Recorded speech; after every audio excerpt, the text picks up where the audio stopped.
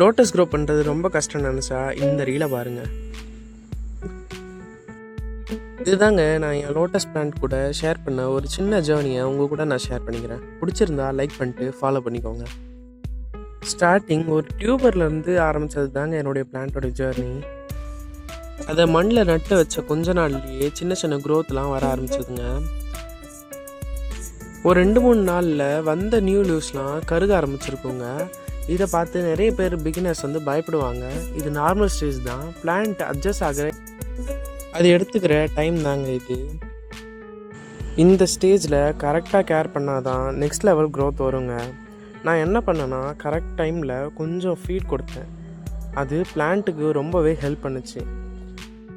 Feet கொடுத்து முடித்த கொஞ்ச நாள்லேயே பிளான்ட்டில் மிகப்பெரிய வளர்ச்சி தெரிஞ்சது. பெரிய பெரிய இலைகள்லாம் விட்டு தொட்டி முழுக சுற்றி நல்லா வளர ஆரம்பிச்சது. அதாவது நல்லா படர ஆரம்பிச்சது. தொட்டியில் கொசுக்கள் முட்டையிடாமல் இருக்க ஒரு சின்ன டிப் என்னென்னா, அதுக்குள்ளே கப்பீஸ் குட்டிகளை நான் விட்டு வச்சுருந்தேன். இது தொட்டிக்குள்ளே இருக்க வாட்டரை நல்லா கிளியராகவே மெயின்டைன் பண்ணிச்சுங்க.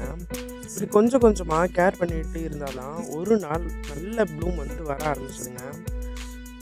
அந்த மொமெண்ட் ரொம்ப ரொம்ப சாட்டிஸ்ஃபேக்ஷனாக இருந்தது. அதுக்கப்புறம்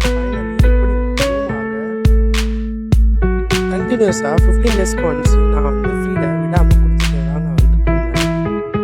ஸோ லோட்டஸ் க்ரோ பண்ணுறது கஷ்டம்லாம் இல்லைங்க. கொஞ்சம் பேட்டர்ன்ஸ் இருந்தால்